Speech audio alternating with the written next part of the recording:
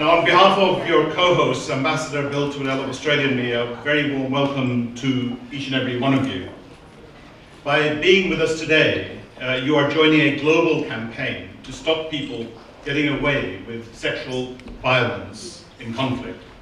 Now, for me, this is not an abstract issue. As a 15-year-old child, I witnessed at first hand the conflict leading to the birth of Bangladesh.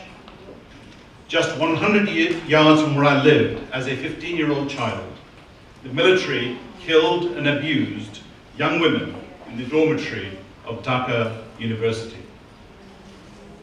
Here in Manila, just a week ago, I had afternoon tea with a very distinguished Filipina. She has served your country as an ambassador, but she has made it a point to tell the world of her experiences as a young girl during World War II in Manila. She was assaulted and just avoided being raped herself. She has not forgotten. And nor can I forget the thousands of women and girls who have been sexually abused in the past. In May 2012, the British Foreign Secretary William Hague, the Special Envoy of the UN High Commissioner for Refugees, Angelina Jolie, launched Preventing Sexual Violence Initiative. The goal is to end the culture of impunity for the use of sexual violence both as a tool and as a side effect of war worldwide. The stigma for such crimes usually rests not with the victims, not with the perpetrators, but with the victims. Sexual violence in armed conflict disproportionately affects women and girls, but men and boys are often victims too. Now, apart from the high personal cost, many lose their political voice or the opportunity to play a full part in their nation's social and economic development. The scale of the problem is difficult to underestimate.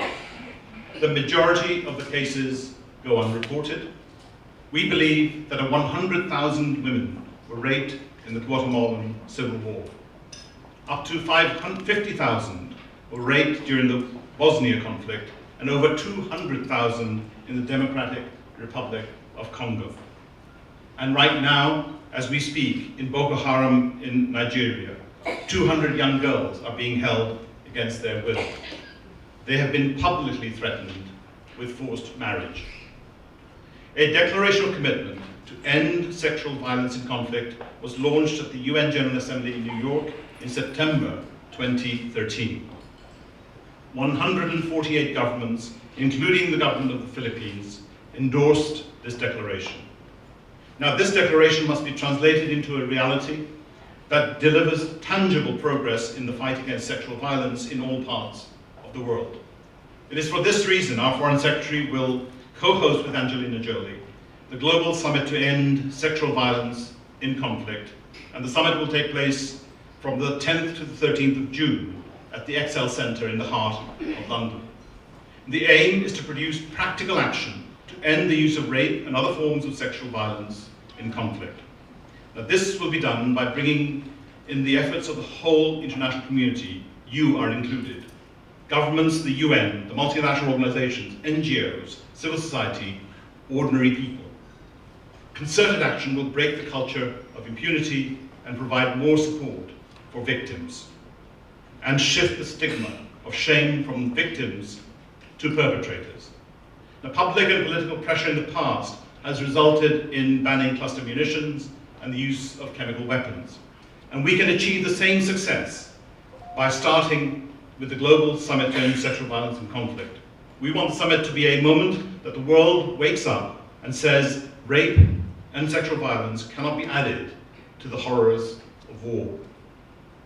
Events across the globe over the next 2 weeks will grab the attention of the media, and every citizen should call on governments and say, now is the time to act to end these crimes. Ambassador Bill Tudell and I have come together tonight for two big reasons.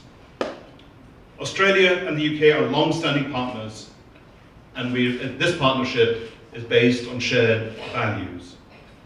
But we share something else that is not very well known. I spoke earlier about being witness to genocide in Bangladesh. It just so happens that Bill lived in my grandfather's hometown of Barishal in Bangladesh as a young man. He was studying the Bengali language there.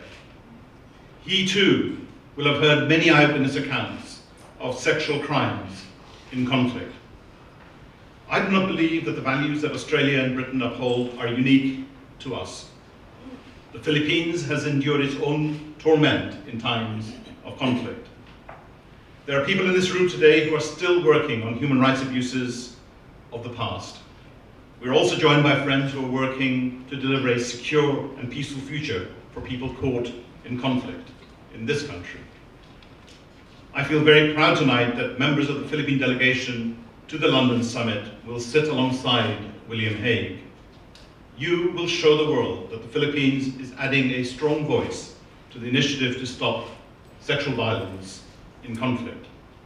Our shared values are the best guarantee of peace and prosperity.